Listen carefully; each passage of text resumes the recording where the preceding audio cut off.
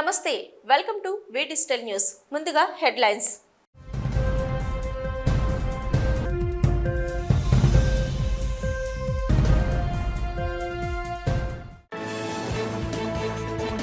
TDP రాష్ట్ర అధ్యక్షులు పల్లాకు ఘన స్వాగతం. తరలివచ్చిన టీడీపీ కూటమి పార్టీ శ్రేణులు, అభిమానులు భారీ పూలదండలతో సత్కరించిన అభిమానులు.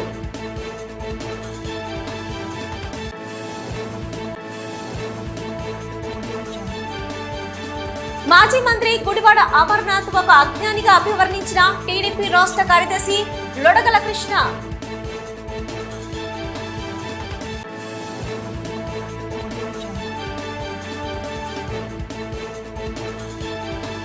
₹100 కోట్ల నిధులు ఉన్న ఏసీఆ వైసీపీ దొంగల ముఠా చేతిలో దోపిడీకి గురైందని సంచలన ఆరోపణలు చేసిన జనసేన కార్పొరేటర్ పీతలమూర్తి యాదవ్.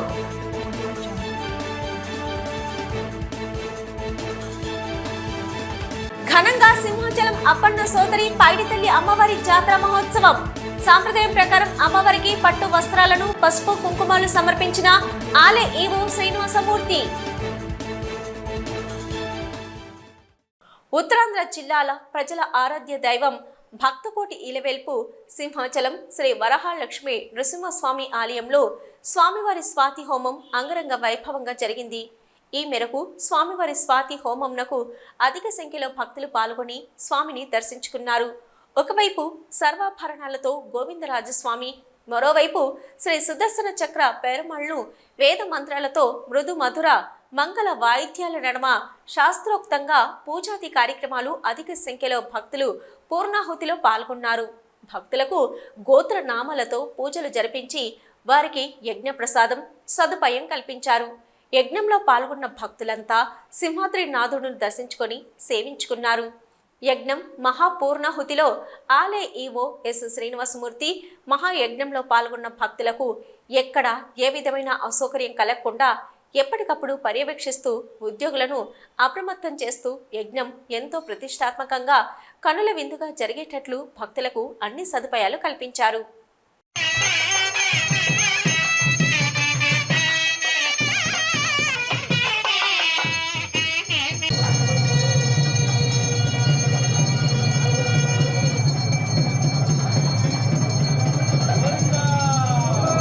తెలుగుదేశం పార్టీ రాష్ట్ర అధ్యక్షుడిగా బాధ్యతలు స్వీకరించిన తర్వాత తొలిసారిగా విశాఖ వచ్చిన ఎమ్మెల్యే పల్లా శ్రీనివాసరావుకు అఖండ స్వాగతం లభించింది. విమానాశ్రయానికి చేరుకోగానే ఆయా నియోజకవర్గ ఎమ్మెల్యేలు ఆయనకు స్వాగతం పలికారు. అక్కడి నుంచి ఓపెన్ టాప్ జీపులపై నిల్చొని ప్రజలకు అభివాదం చేస్తూ ర్యాలీగా గాజువాక బయలుదేరారు. ముందుగా స్థానిక కూచమంబ అమ్మవారిని దర్శించుకున్న పల్లా అక్కడి నుంచి పార్టీ కార్యాలయానికి వెళ్లారు. పాత గాజువాక కూడలిలో క్రేన్ సాయంతో భారీ గజమాలలు వేసి అభిమానాన్ని చాటుకున్నారు. దారి పొడవునా కూటమి నేతలు, కార్యకర్తలు నిల్చొని పల్లాపై పూలజల్లు కురిపించారు. పార్టీ కార్యాలయంలో మీడియాతో మాట్లాడుతూ పార్టీ అధినేత తనపై నమ్మకంతో బరువైన బాధ్యతలు అప్పగించారని, పదవికి న్యాయం చేస్తారని హామీ ఇచ్చారు. తన విజయానికి అహర్నిశలు కృషి చేసిన కూటమి నేతలు, కార్యకర్తలకు పల్లా కృతజ్ఞతలు తెలియజేశారు. పార్టీని బలోపేతం చేస్తూనే నియోజకవర్గ అభివృద్ధి కోసం ప్రణాళికతో ముందుకు వెళ్తానని చెప్పారు. నమస్కారం. ఈరోజు కీర్తి చేసిన నందమూరి తారక రామారావు గారు స్థాపించినటువంటి తెలుగుదేశం పార్టీకి రాష్ట్ర అధ్యక్షులుగా నన్ను నియమించడం నా పూర్వజన్మ సుకృతంగా భావిస్తున్నాను. నా శక్తి సామర్థ్యాల మీద నమ్మకంతో తెలుగుదేశం పార్టీ జాతీయ అధ్యక్షులు, ముఖ్యమంత్రి అయినటువంటి శ్రీ నారా చంద్రబాబు నాయుడు గారు నా శక్తి సామర్థ్యాలపైన నమ్మకంతో ఇవ్వడం, ఖచ్చితంగా ఆయన నమ్మకాన్ని రొమ్ము కాకుండా పార్టీని అలాగే ప్రభుత్వాన్ని, ఎందుకంటే ఈ ప్రభుత్వం రావడానికి 5 సంవత్సరాలు ప్రతి తెలుగుదేశం పార్టీ కార్యకర్తలందరూ కలిపి ఇది కృషి చేసి ఈ స్థాయికి తీసుకొచ్చారు. కనుక ప్రభుత్వం అలాగే పార్టీ కేడర్ని మమేకం చేసి ప్రజారంజకమైనటువంటి పాలన అలాగే ప్రజాస్వామ్య విలువలతో కూడినటువంటి పాలన అందించేటట్టుగా నా వారధులుగా నేను నా కృషి చేస్తానని చెప్పి తెలియజేస్తున్నాను. ఇదే సందర్భంగా ఈరోజు ఉమ్మడి కూటమిలో ఉన్నాం. ఉమ్మడి కూటమిలో అటు తెలుగుదేశం, జనసేన, బీజేపీ వారికి కూడా సముచిత స్థానం కల్పిస్తూ కూటమి యొక్క ధర్మాన్ని పాటిస్తూ ముందుకెళ్తామని చెప్పి ఈ సందర్భంగా. విశాఖ పశ్చిమ నియోజకవర్గంలో మౌలిక వసతుల కల్పన ధ్యేయంగా నియోజకవర్గ ఎమ్మెల్యే పివిజిఆర్ నాయుడు గణబాబు నియోజకవర్గ పరిధి 89వ వార్డు పరిధిలో ఉన్న గణపతి నగర్, అప్పల నర్సయ్య కాలనీ, ఆదర్శ నగర్ తదితర ప్రాంతాలలో పర్యటించారు.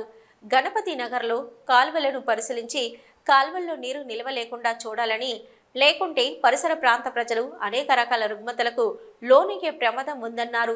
కాలువలను శుభ్రపరిచే విధంగా చర్యలు తీసుకోవాలని సంబంధిత అధికారులకు సూచించారు. అలాగే అప్పల్ నర్సయ్య కాలనీలో ఉన్న ఎర్ర చెరువును పరిశీలించి రానున్న రోజులలో ఈ చెరువు ప్రజలకు ఏ విధంగా ఉపయోగపడాలి అన్న దానిపై అధికారులతో చర్చించారు. అలాగే ఆదర్శ నగర్లో ఉన్న శ్మశాన వాటికలోకి బయట ప్రాంతాల నుంచి మురుగునీరు వస్తుందన్న స్థానికుల ఫిర్యాదు మేరకు స్పందించిన ఎమ్మెల్యే వీటిపై దృష్టి సారించి తగు చర్యలు తీసుకోవాల్సిందిగా అధికారులకు ఆదేశించారు. ఈ కార్యక్రమంలో వార్డు కార్పొరేటర్ దాడి రమేష్, వార్డు తేదప అధ్యక్షులు బొడ్డేటి విజయ్ కుమార్, కాళ్ల కృష్ణ, జీవీఎంసీ జోన్ 8 జోన్ల కమిషనర్, వివిధ శాఖల జోనల్ అధికారులు, స్థానిక సచివాలయ సిబ్బంది తదితరులు పాల్గొన్నారు.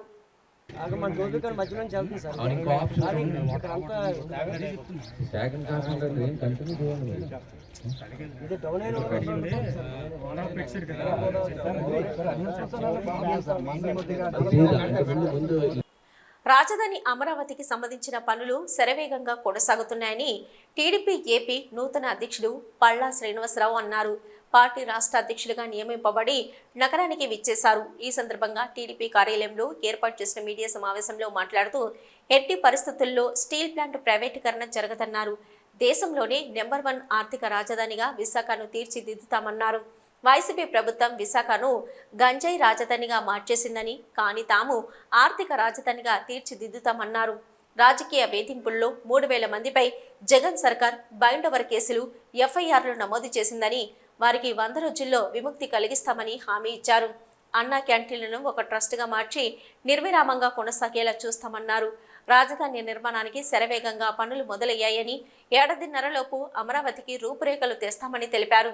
పోలవరం ప్రాజెక్టును పక్కా రాష్ట్రాల ప్రయోజనాల కోసం నిర్లక్ష్యం చేశారని, అమరావతి పోలవరం పూర్తి స్థాయిలో పూర్తి చేస్తామన్నారు. ముమ్మాటికి ఇక్కడ ప్రాంతం మాకు విశాఖపట్నం అంటే ఒక ఇండస్ట్రియల్ ఏరియా కింద డెవలప్ చేయాలి. ఇది ఎప్పటి నుంచో ఇండస్ట్రియల్ ఏరియా, మా చిన్నప్పటి నుంచి కూడా శాంతియుతంగా ఉన్నటువంటి ప్రాంతం. ఇక్కడ ఇండస్ట్రీ రావాలి, 10 మంది వచ్చి బతకాలి, శాంతియుతంగా ఉండాలి, హ్యాపీగా ఉండాలని ఒక ఆలోచన మాకు ఉందండి. ఎక్కువగా టూరిజం మీద దృష్టి పెడదాం అన్న ఆలోచన ఉంది. మంచి ఎకనామిక్ యాక్టివిటీ జరిగేటట్టుగా చేయాలని ఒక ఆలోచన ఉందండి. కానీ క్యాపిటల్ మాత్రం మా పార్టీ పాలసీ ప్రకారంగా అమరావతి అని చెప్పి తెలియజేస్తున్నాం. ఒక ఆర్థిక రాజధానిగా విశాఖపట్నం డెవలప్ చేయాలనేదే మా ఆలోచన. నాకు కాదు, ఒకరు మాట్లాడతా జగన్మోహన్ రెడ్డి మీ గెలుపు కేవలం ఈవీఎం ట్యాంపరింగ్ వల్లే జరిగింది. ఈ రోజు ఉదయం ట్విట్టర్ వేదిక చేసినటువంటి కామెంట్, ఈవీఎం లో ఉన్నటువంటి ట్యాంపరింగ్ వల్లనే మీరు గెలిచారని సీట్లు. ఏం చెప్తారు రాష్ట్ర అధ్యక్షుడిగా? మేము ఒకటే చెప్తామండి, ఈవీఎంలు గెలిపించేటట్టుంటే ఎన్డీఏకి 240 సీట్లు ఎందుకు వస్తాయి? 350 సీట్లు రావాలి కదా. ఎన్డీఏకి 350 సీట్లు రావాలి కదా, 240 సీట్లు ఎందుకు వస్తాయి? జగన్ గారు పరిణితి లేనటువంటి నాయకుడు అండి, పరిణితి లేదు. Is not a matured leader. ముమ్మాటికి కూడా ఆయనకి పరిణితి లేదు. పరిణితి ఉన్నవాళ్ళైతే 72 మంది సలహాదారులు పెట్టుకుంటారండి. పరిణితి ఉన్నవాడైతే ఎలక్షన్ కోసం ప్రజల్లో తిరిగి ఎలక్షన్ వచ్చి గెలిచిన తర్వాత ఇంట్లో కూర్చుంటాడా? ఆ తాడేపల్లి ప్యాలెస్ చూడండి, 40 అడుగులు పరదాల. అసలు అది నాయకత్వ లక్ష్యం ఏంటిది? నేను ముమ్మాటికి అనేక సందర్భంలో చెప్పాము, నాయకుడికి నాలెడ్జ్ రావాలంటే ప్రజల్లో తిరగాలి. ప్రజల్లో తిరిగితే ఖచ్చితంగా షేప్ అవుతాం.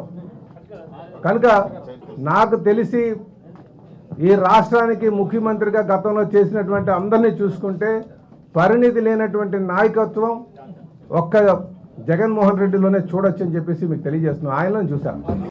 విశాఖ సముద్రంలో వేటకు వెళ్లిన బోటు అగ్ని ప్రమాదానికి గురైంది. ఈ సంఘటన సోమవారం అర్ధరాత్రి తర్వాత జరిగింది. విశాఖపట్నం దక్షిణం దిశగా 28 నాటికల్ మైళ్ల దూరంలో బోట్లో వేటకు వెళ్లిన 7 మత్స్యకారులు సురక్షితంగా బయటపడి మంగళవారం ఉదయానికి స్థానిక ఫిషింగ్ హార్బర్ చేరుకున్నారు. ప్రమాదానికి గురైన వారిలో వాసుపల్లి రాజు 36 సంవత్సరాలు, వాసుపల్లి అప్పన్న 58 సంవత్సరాలు, వాచుపల్లి దాసీలు 41 సంవత్సరాలు, వాసుపల్లి అప్పారావు 41, గనగళ్ల ఎరికొండ 40, మైలపల్లి ఎర్రయ్య 50, కనగళ్ల పోలిరాజు 20 సంవత్సరాలు ఉన్నారు. బోటు దగ్ధం కావడం వల్ల 30 లక్షల మేర నష్టం కలిగిందని fishing harbour mechanised boat owners association అధ్యక్షుడు వాసుపల్లి జానకిరామ్ మీడియాకు తెలిపారు. సురక్షితంగా బయటపడ్డ మత్స్యకారులకు ఆశ్రయం కల్పించామన్నారు. సంఘటనలో నష్టపోయిన బోటు యజమానికి ప్రభుత్వం తగిన ఆర్థిక సాయం అందించాలని కోరారు.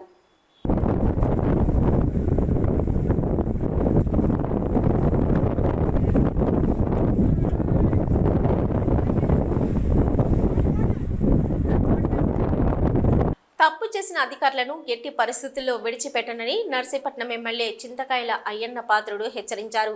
నర్సీపట్నం అబీద్ సెంటర్లో 100 అడుగుల రోడ్డు విస్తరణ జరిగిన రోడ్డును అయ్యన్న పాత్రుడు రోడ్లు భవనాల శాఖ అధికారులను వెంట పెట్టుకుని రోడ్డు నిర్మాణంలో నాణ్యతను పరిశీలించాలని ఆదేశించారు.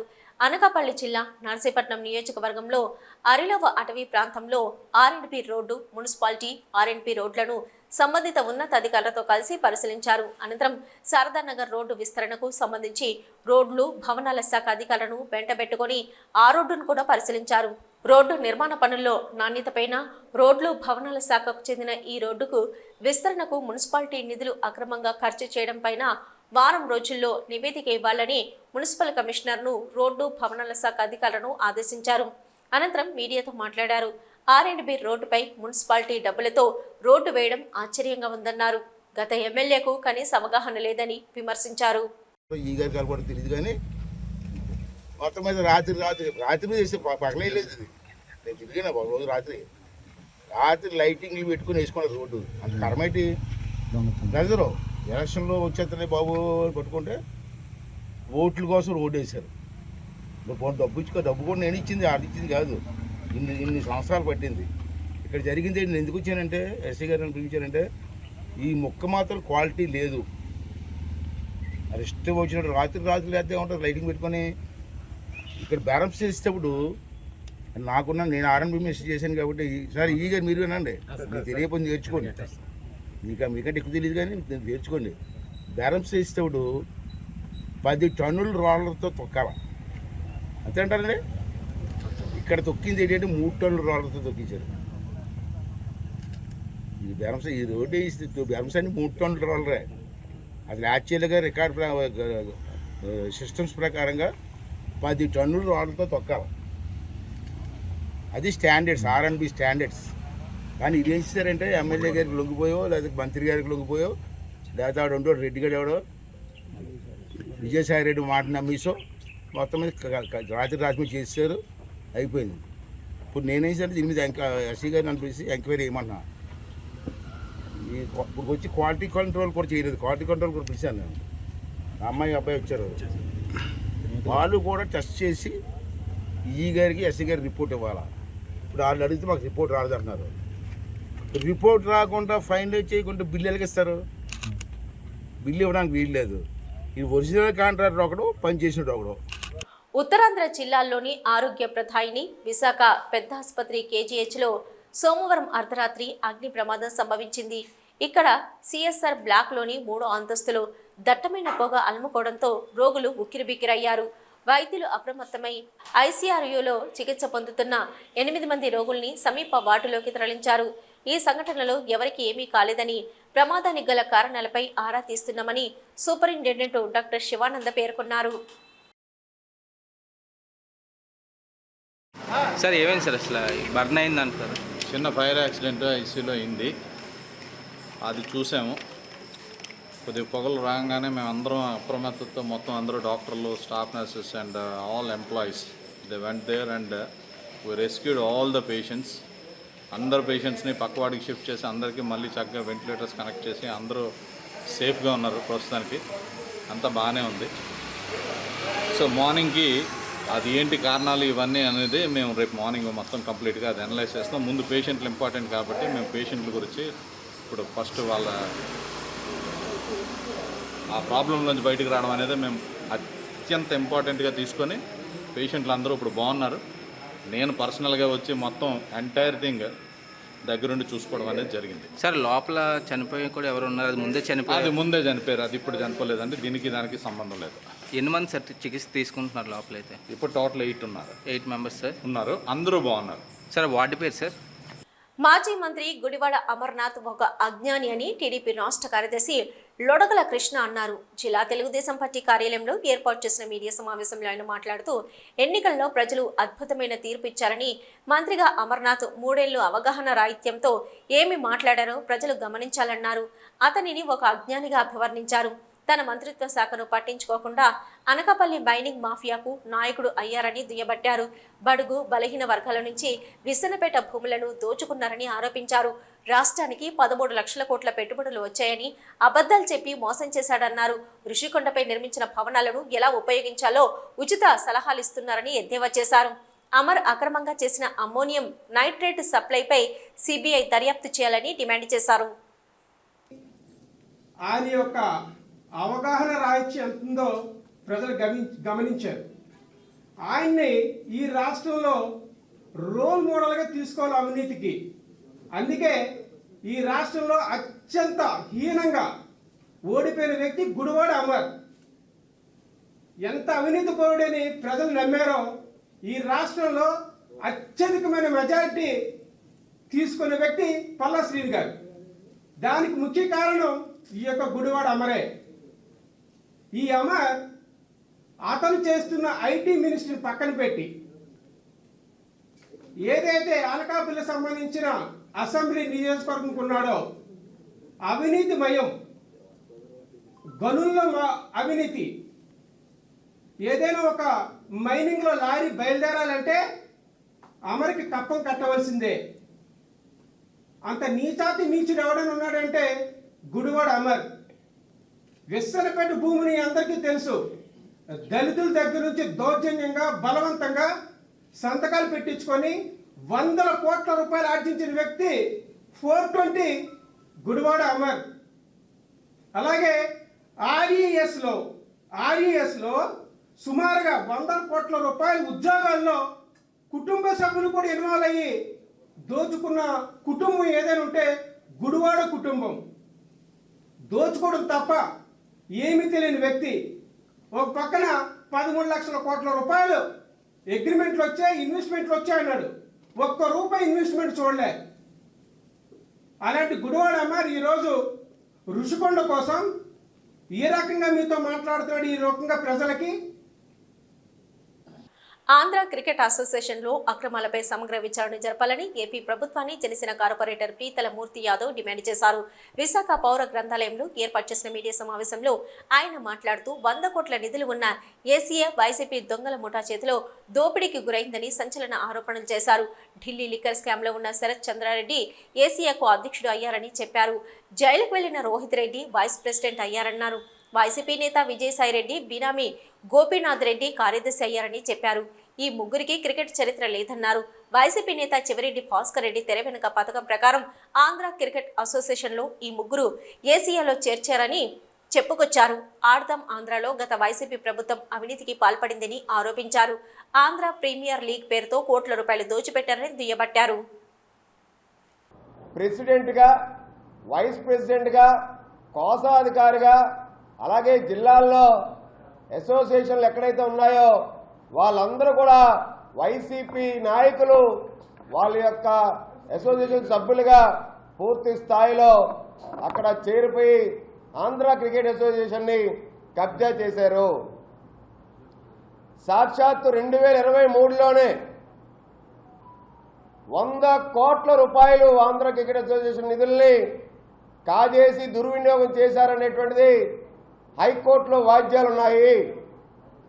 గోపీనాథ్ రెడ్డి అనేటువంటి ఒక వస్త్ర వ్యాపారి, SR shopping mall Gopinath Reddy అనేటువంటి వ్యక్తి క్రికెట్ అసోసియేషన్ మాత్రం వస్త్రాపహరణం చేశారు.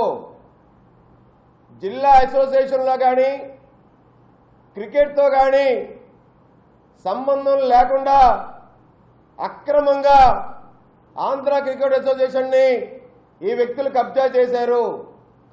పరువు ప్రతిష్టలు, 100 కోట్ల రూపాయల నిధులు ఆస్తులు ఉన్నటువంటి ఆంధ్ర క్రికెట్ అసోసియేషన్ వైసీపీ దొంగల ముఠా చేతుల్లో నిలువు దోపిడీకి గురైంది.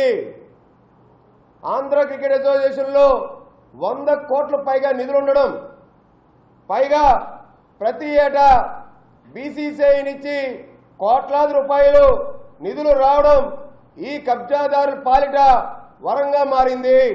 విశాఖ జిల్లా సాకర్ నగర్లో కొలువైన శ్రీ మొగదారమ్మ మహాలక్ష్మి పద్మాలయ అమ్మవారి మహోత్సవం సందర్భంగా Anakapalli MP CM Ramesh, Pendurthi MLA Panchakarla Ramesh Babu, Bheemili MLA Ganta Srinivasarao అమ్మవారిని దర్శించుకున్నారు. ఆలయ సంప్రదాయంలో ఆలయ సిబ్బంది, ట్రస్టీలు వీరికి సాదరంగా ఆహ్వానం పలికి అమ్మవార్ల వద్ద పూజా కార్యక్రమాలు నిర్వహించారు. అనంతరం ఆశీర్వచనం అందించి తీర్థ ప్రసాదాలు అందజేశారు.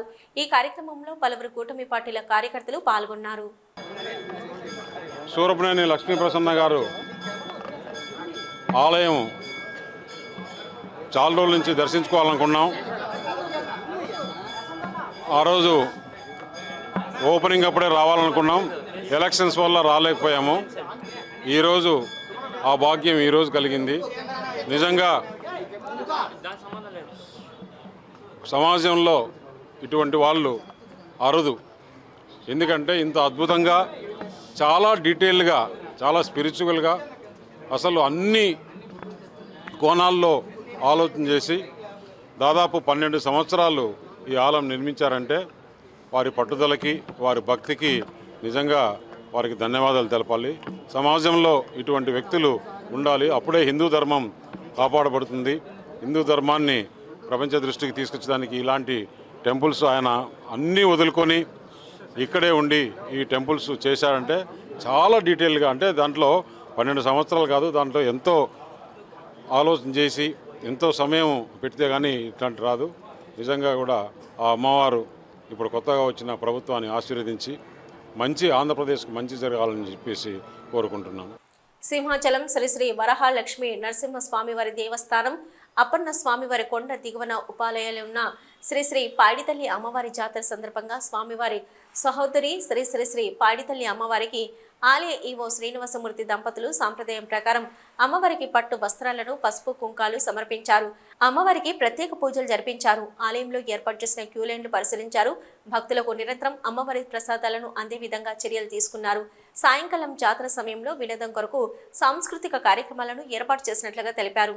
వీరితో సహాయ కార్యనిర్వహణ అధికారులు ఆనంద్ కుమార్ పాల్గొన్నారు.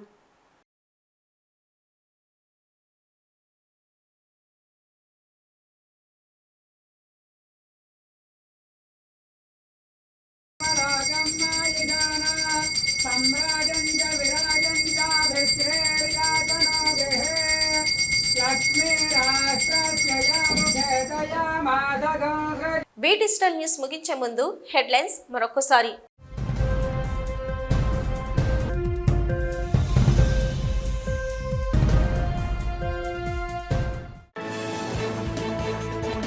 టీడీపీ రాష్ట్ర అధ్యక్షులు పళ్ళాకు ఘన స్వాగతం. తరలివచ్చిన టీడీపీ కూటమి పార్టీ శ్రేణులు, అభిమానులు భారీ పూలదండలతో సత్కరించిన అభిమానులు.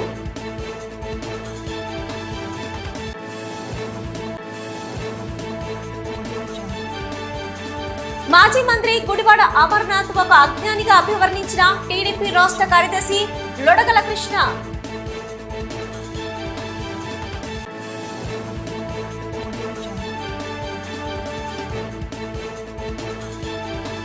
వంద కోట్ల నిధులు ఉన్న ఏసీఆ వైసీపీ దొంగల ముఠా చేతిలో దోపిడీకి గురైందని సంచలన ఆరోపణలు చేసిన జనసేన కార్పొరేటర్ పీతలమూర్తి యాదవ్.